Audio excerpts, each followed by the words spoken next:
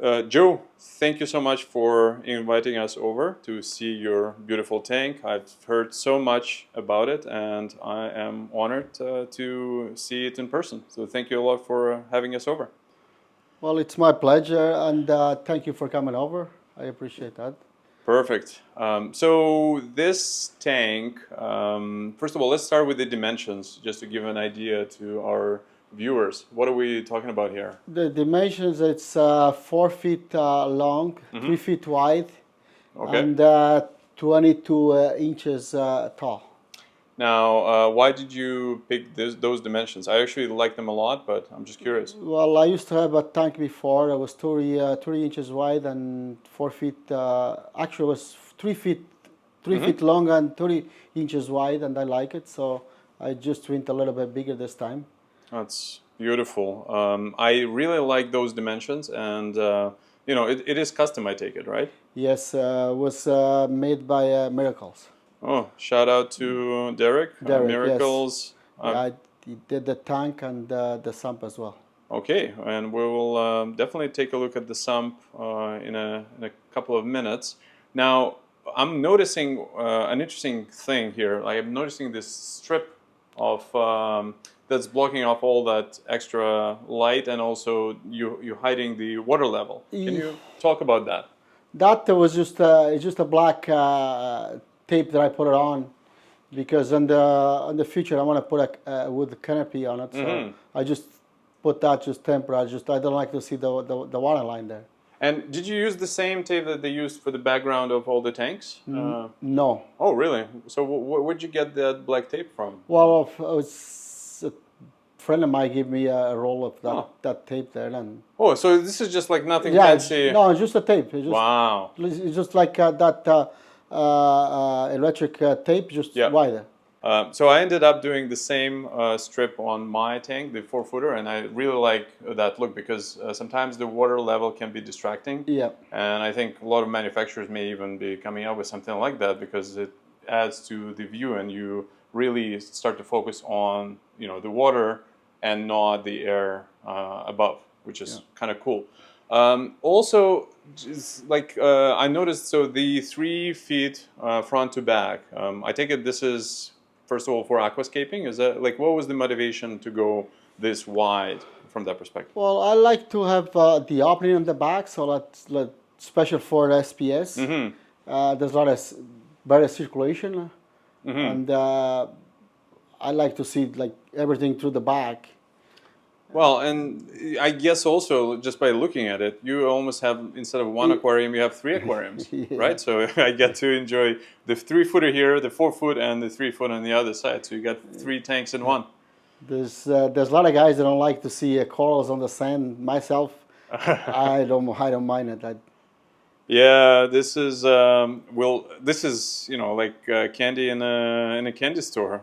You've got every single coral color that I can think of, and I don't know a lot of zoas personally, and but I recognize a lot of acans, and you got that goni. What is that goni, by the way? It's a yellow goni. I just bought it from a guy up in Guelph. Beautiful. The Kitchener and Waterloo community is actually very strong when it comes to reefing. I am actually going to be shooting another tank later today, and can't wait to see what that's going to look like. Now, in terms of the lighting, you've got 3 Radiants XR30. Which generation? 6. And is it blue or pro? Blue. Beautiful. And we're looking at a tank that's kind of run blue.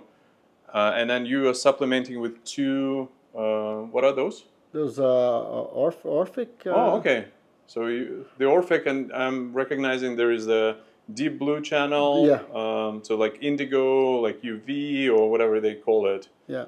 So what's your lighting philosophy? Can we talk a little bit about that?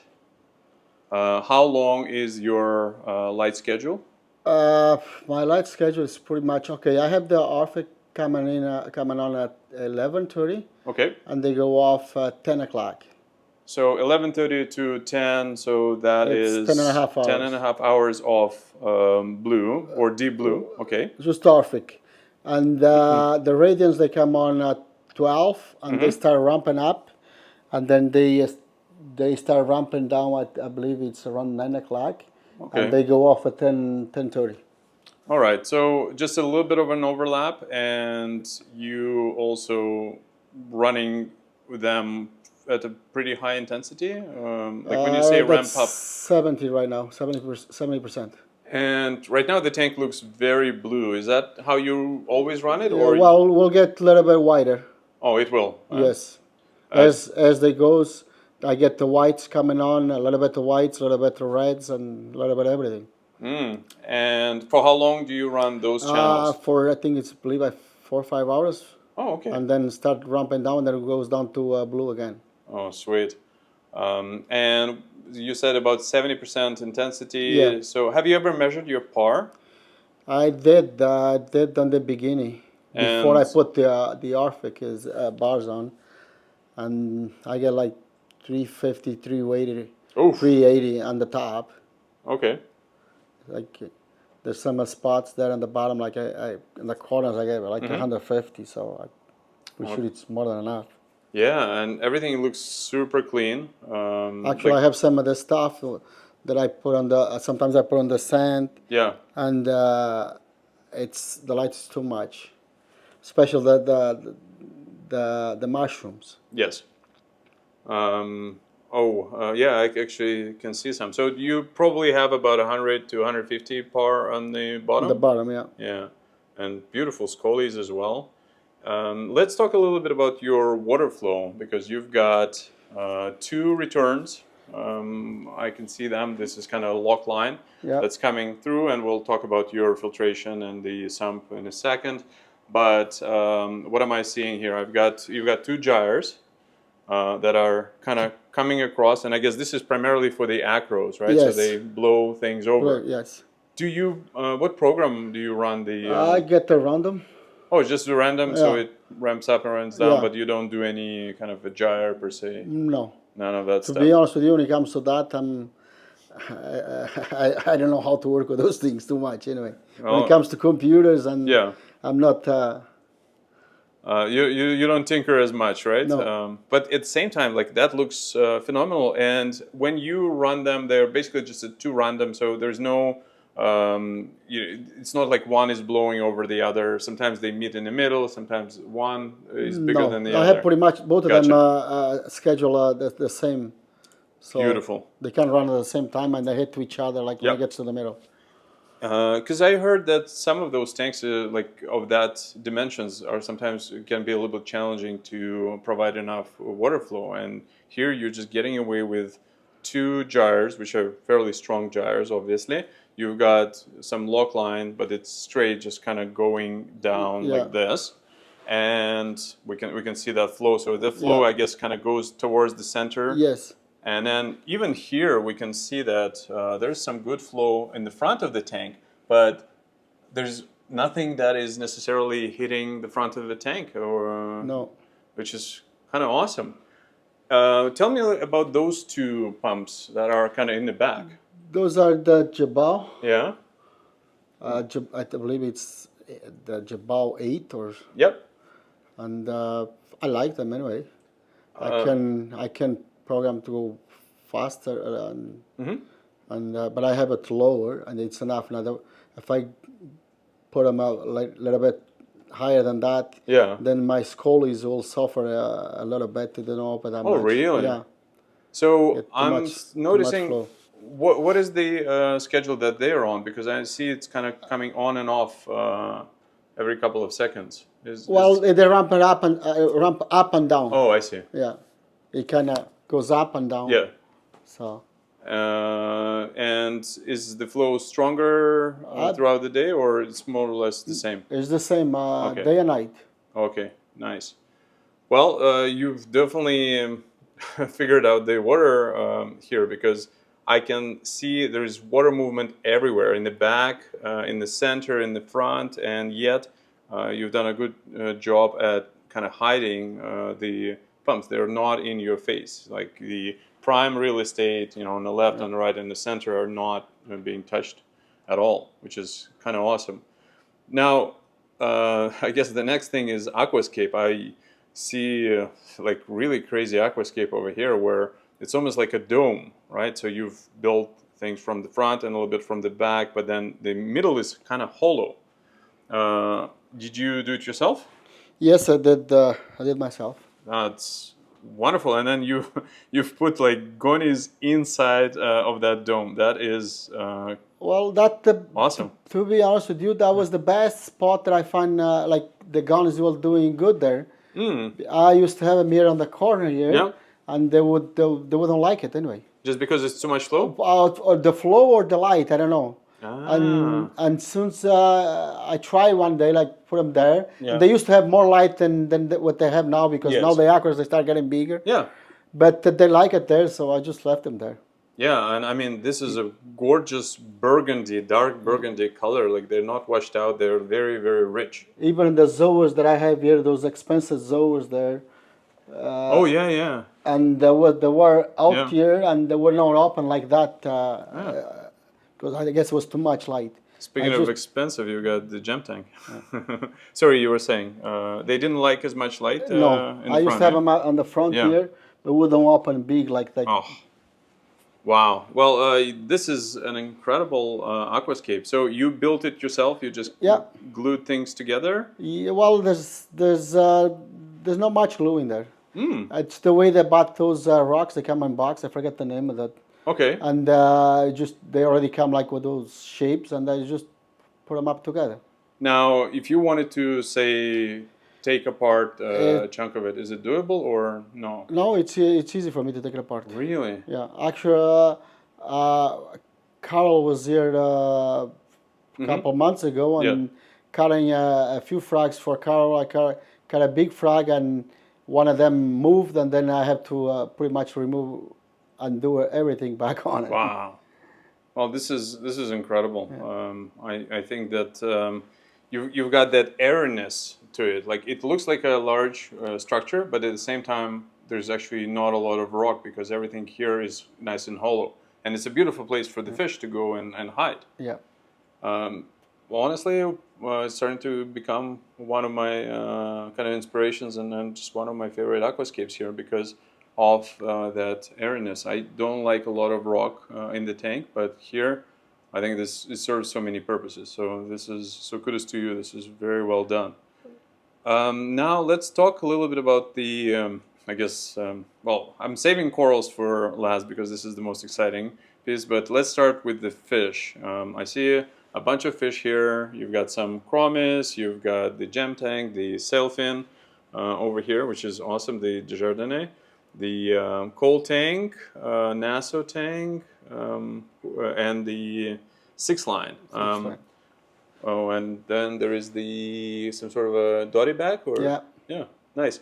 And the cardinal. You don't see cardinals anymore in the hobby. I haven't seen many recently. It's one of the type of the fish that I like them. It's like, Oh, and I used to breed them before. Really? Yeah. Successfully? Yes. On the Sump. Yes. Like I used to put them on the Sump because the father is the one who carries the eggs, and I used to put them on the Sump, and I used to have a lot of Culerpa growing on the Sump. Not in this tank, the tank I had before. Yeah. And like they used, a few of them, they used to be last through the Culerpa or whatever, and yeah. That's gorgeous. I mean, it's honestly one of my favorite fish, and sometimes you see it a lot in the hobby, but then you go through periods where I don't think I've seen it in the stores recently at all. Oh, and then you have the was it a chocolate tang? Yeah. Yeah, it's beautiful when they're that yellow. And then the skunk, or the skunk wrasse, or cleaner wrasse. Yeah, cleaner wrasse. Now, what about how long you've been in the hobby? Well, it's over 25 years. Goes to show you. Yeah. So this is your how many tanks have you had roughly? A few of them. How old is this tank? This tank was filled with water. I believe it was the second week a year ago in January. Just a year ago? Yeah. Oh, that's incredible, and yet it's pretty full. And it was all brand new water. Oh wow! And then like it looks mature. Now, what about the first couple of I guess, months. I start putting like a month later. I start putting some aquafrags. Yeah. They start doing good. So and since then I start just put stuff in. That's it. That is, it's a testament to your husbandry. So speaking of husbandry, what are your water parameters at? Okay, I get alkalinity. I have between 8.5. Calcium at between 420, 450. Magnesium it's like 1350, 1400. And phosphates, I have hard time to keep the phosphates high. I have to dose it. What do you usually dose? I have this stuff here. Let me see the name here. Probably Aqua, not the Aqua Vitro. This Neophos. Oh, Neophos, the Brightwell, right? Yeah. So, what is the level that you're trying to keep them at? Well, I try to keep them like a 0.04, 0.06. But if I don't dose this, it goes down to 0.0. So. And have you had your dinos at all, or no dinos? No. So even if it hits 0, you don't.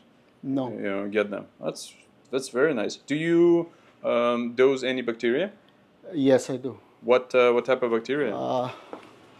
Oh, we're gonna see another bottle. You guys are lucky to. Oh, cool! The Bacto blend. Yeah. And is it a liquid? Yes. Very, very nice. I've not tried that one. How often do you dose this? I dose 10 mils every week. Okay. And you find that? And do you turn off the skimmer? When I dose? Yeah. No. Oh, so you just answer. Just throw it in. That's it. And do you find that it like what do you see when you do it? Well, if it's hard for me to say what I see because I start pretty much in the beginning. Okay. So and actually was one of the things that helped me to start load the tank with the corals faster. Yes. Oh, and so only once per week, eh? Yeah. That's incredible. And what about your nitrates? What do you keep your nitrates at? The nitrates used to be as 20. Now I just checked last week. They're like down to 10. Oh wow! Because month ago, I have my copper was too high. Oh, okay. And I went to see Demo. Yep. And they gave me this stuff. I forget the name for me to throw. Oh, copper sorb or one of those things. Yeah, and they work. Okay. He bring it down, and actually I think that's one of the things that brought my nitrate down too. And but I lost some of the color and some of the corals. if you lost the color, I don't see it. Well, I did. In what coral in specific? Well, some of the SPS. Now they're pretty much getting the color back. Yeah. But there was a little bit. Wow. Yeah. So just dropping that, and have you figured out what was causing the copper? Yes, I assume I did. Yeah. I dose the color elements. Yes. I dose the color elements. Yeah.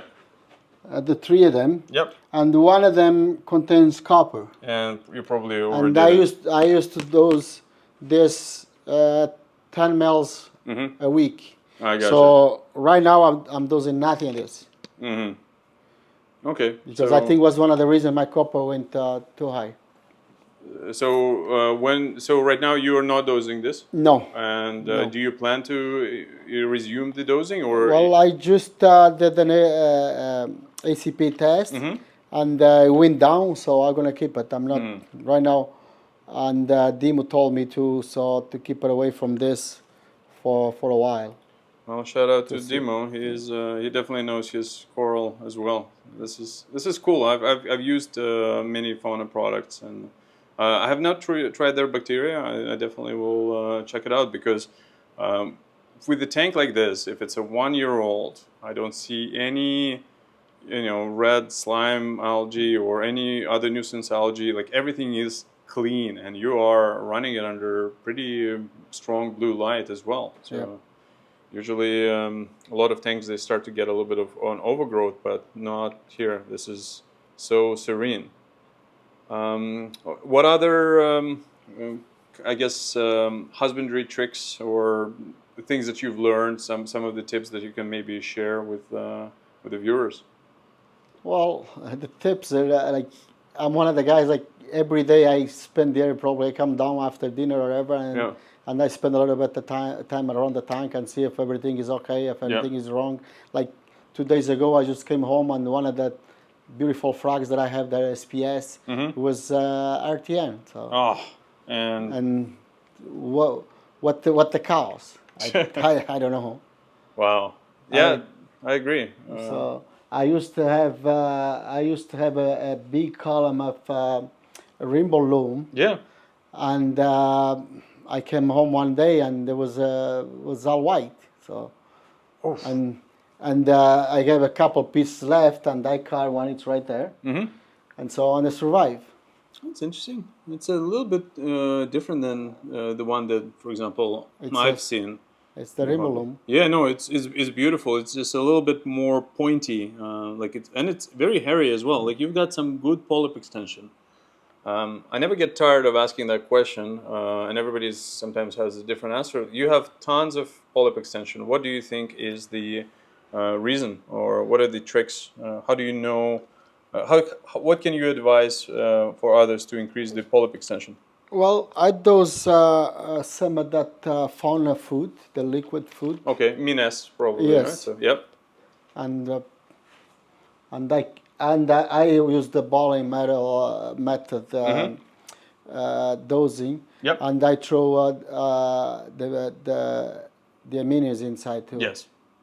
So. Okay. And you find that, how often do you dose the Mines, for example? Would you say? Like how many times per week, or is like, do you do it daily? No, it's mixed with the calcium and the alkalinity. Not the Mines, or Mines is like more like a coral food. No, the coral food. You're talking about the aminos. Yeah. Probably. Yes. But what about the coral food, the fauna one? Every second day. Oh, every second day. Yeah. So you give it a little bit of a break, little bit and then second do it. day, yeah. Do you do it during the day or at night? It's pretty much at the end of the day. Oh, sweet. It's like an hour or a couple hours before the lights goes off. But your coral extension, like polyp extension, is just And phenomenal. I feed. I spot feed once a week. Oh, you do that as well, eh? Yeah. So when you describe your spot feeding, so you turn off the I flow. turn out all the flow.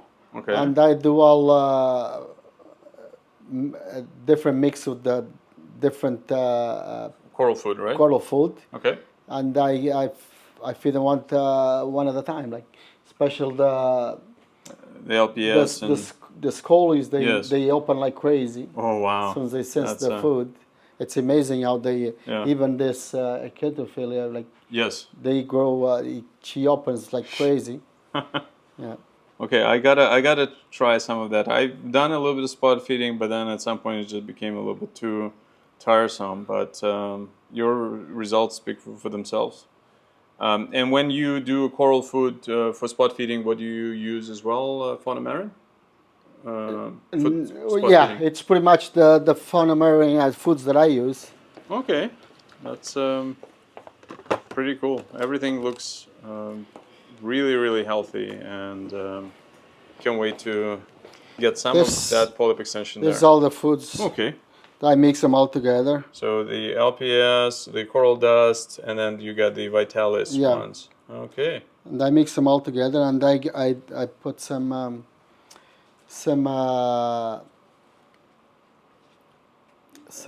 frozen food. Yeah. Like brine and mysis? Yes. Okay. And cyclopes too. Yeah. Okay, because it's Yeah. a beautiful, it's a proper size for the coral, yeah. right? So, and do you have any shrimp that go after it, or? If I have a shrimp, it's a peppermint shrimp there. I believe at least one is still in there. Because I think my wrasses, Go after them? yeah, the Okay. Melanie's Yeah. wrasse eats them. I lost my Melanoris wrasse because I found him dead. I think he just became too old. Oh. I didn't know, but they only live for like 5 years. Oh yeah. Yeah. But I used to have like I start seeing couple couple Like flatworms? no the enemy the Oh, the Aptasia? Aptasia, Yeah. and Okay. I put couple those shrimps in there, and the Aptasia was gone. Oh, okay. So Yeah. the peppermint really helps, Yeah. eh? Okay. Even on the small tank, I have a couple peppermint. I threw them 3 weeks ago. Yes. Because it's hard to find those shrimps, Yes, yes. and they don't last too long too. No. But they're super helpful Yeah, at well, cleaning this for up. the eh? Aptasia, that's Yeah. pretty much what I use. That's phenomenal. Yeah. And you've got some amazing dory. Sorry, not dory. The chromis. Like I think chromis is. Yeah, it was to pretty be cool. 5. One of them died, Yeah. so there's 4 left. All right. Well, let's talk about coral. I saved the best for last, and I know we're going to talk about the fish room in this video. But so for coral, first of all, just the placement. I think it's pretty awesome. You've got the acros in the middle. So they get the most flow, the most light. But I really dig how you've also lined up the torches over here. Like that water flow is cat's pajamas, right? You've got just enough flow where everything is wavy and moving, but like they don't feel stressed at all when it comes to that. So you've done a great job at not cranking up the flow too much. This is great. And then obviously you've got this is a beautiful frog spawn as well. I don't think I've seen that color. It's kind of it's got some yellow in it as well. Yeah, Carl has one the same. We bought one of each. Yeah, this is Yeah, this is gorgeous. So tell me about your coral selection. Any interesting pieces that you want to point out as well? It's only going to be like 3 hours of talking, but like we already talked about that yellow goni that is really awesome. You've got tons of, I guess, high-end zoas. I don't know anything about them. Well, but a lot of them, I don't even know the names. yeah. Do you know the names yourself? No. So you just go for the color, right? Well, and like, a lot of them, they're expensive too. Yes. So. Now, have you ever had what's your concern about the polytoxin and all of that stuff with the zoas? It's one of the reasons I never kept them. You've never over 25 years had any issues? No. That's no, good. but I like there's some of them they're poisonous. Yep. And I try to avoid them. You know what I mean? Mm-hmm. Like there's some of especially the big ones. Yeah. And I don't want them in my tank. So. Gotcha. Like this is just gorgeous. Look at that. It's got a flower inside of the flower inside of the flower. I've never seen a zoa like that. That is gorgeous. And also, is that an akin? Yeah, that's the micromoose. Oh, okay. That is again crazy color. The Holy Grail, what they call. Ah, this is the Holy Grail. Like this is honestly one of my favorite corals here. That was one polyp. Really? Yeah. So when you get the coral, do you quarantine your corals or you? I do one. I didn't quarantine. Like some of them I throw in a small tank and I keep it for a couple of weeks there or so. Mm-hmm. But I dip them before I throw it in the air. What do you use for dipping? I use the two little fishes or. No, I use the Revive. Oh yeah. So yeah, the two little fishes one. Yeah. So perfect. I like this. Yeah, this is it's an old but trusted product. I noticed a lot of people move to potassium nitrate dips because I heard on I think Frag Garage's podcast that apparently the two little fishes may be a little bit too harsh on the biome of the coral itself, so you may be stripping the bacteria, but I guess if you're dosing and if you've got such a variety already, you don't need to worry about it too much. That mushroom caught my eye. Like this is pretty cool. Now you said it's a baby, so your mushrooms. That's not a mushroom. That's a Fungi? a plate coral. Oh yeah, the plate coral. Yeah, Sorry. they call a different name, but it's Yeah. the same family as the plate coral. Oh wow. Like those are the little babies, The right? little babies. There's a bunch of them, and I already give one to Carl. That's. There's more in there. Oh wow. Yeah. Yeah, this is gorgeous. I love it. It's a crazy color. And that's the mother column there. Yeah. It used to when I bought it was smaller. It was Smaller than that? Yeah. Oh, that's a. Honestly, I've not seen anything like that. That's a crazy color. You've got purple and green and light pink, like crazy colors. Okay, and obviously you've got tons of trackies or and scolies, which are really awesome. And moving on to Acropora, you've got some heavy hitters over there. Like, is that a home wrecker? And yeah, there's a home wrecker there. yeah, this is crazy. What's There's a rainbow splice there. which one? Oh yeah. Wow. Actually, I got 3 flags of rainbow splice. So you are. One, it's 2 of them. It's kind of yellow. Yeah. Actually, that one is start getting a little bit redder on the top. That is wild. Yeah, that splice is phenomenal. What's your favorite acros in the tank? It's the rainbow splice. Really? Yeah, that's your thing right now. Yeah, Eh? and the hem wrecker, it's the second one. Yeah. But it's hard to keep. Very hard. Yeah. I have my orange passion, and that thing, you look at it funny and it's gonna Orange die. passion is in the back there. Really? Yeah. Oh yeah. I see that. Sorry, is that a orange passion or is it a orange Walt passion. Disney? No, all this is this one here.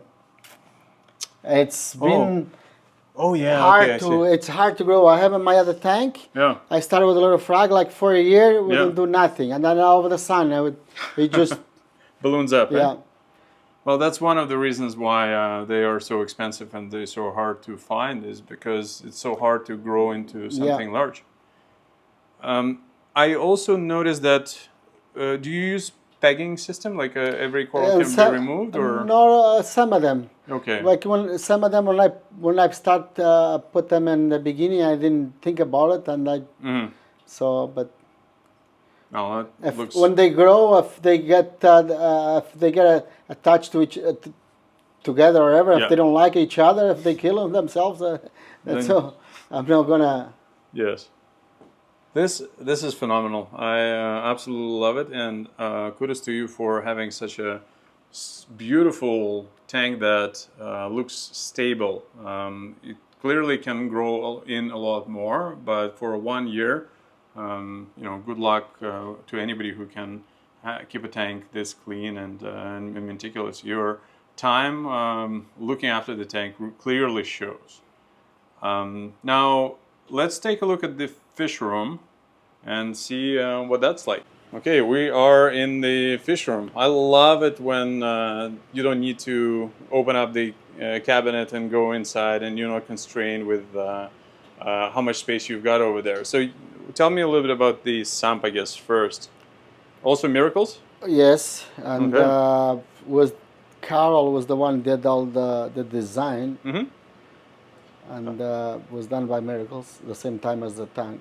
So the water goes in here, you've got a heater, then you've got 3 socks. How often do you change the socks? I didn't change. I just wash them every 4 or 5 days, every week, once a week. And that's it, I right? just put it back on. I just throw on the washer with some bleach. Yep. And put it back on. That's it. It's very nice. Crazy skimmer as well.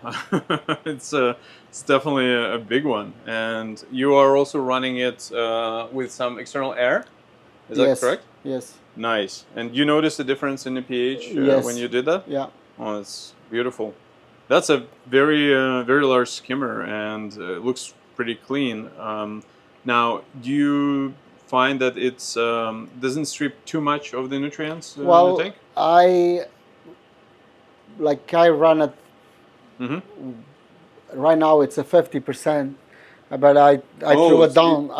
I just bring it down to 30%. Just So you can control how Yeah, much you get how much- it. So yeah. you always get that air in, Yes. but then you've got that. So your sump looks very, very clean. Like there's no detritus. You've got, and it's very, very simple as well. You've Yeah. got some rock over here. So I guess Yeah. your cryptic zone, which again is super clean. There's no detritus underneath. And then you've got a little section with the light. This is for, I guess, some coral. Yeah. I try to grow the. You've got some crazy mushroom over here, Yeah. right? Well, That's nice. That's a bounce of some sort? yeah, they're browns. Yeah. Very nice.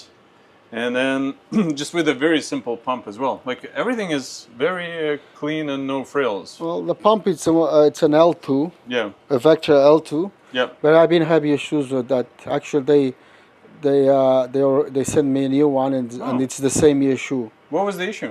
The issue, I believe, a lot of people have the same issue with. If the power goes off, Oh, okay.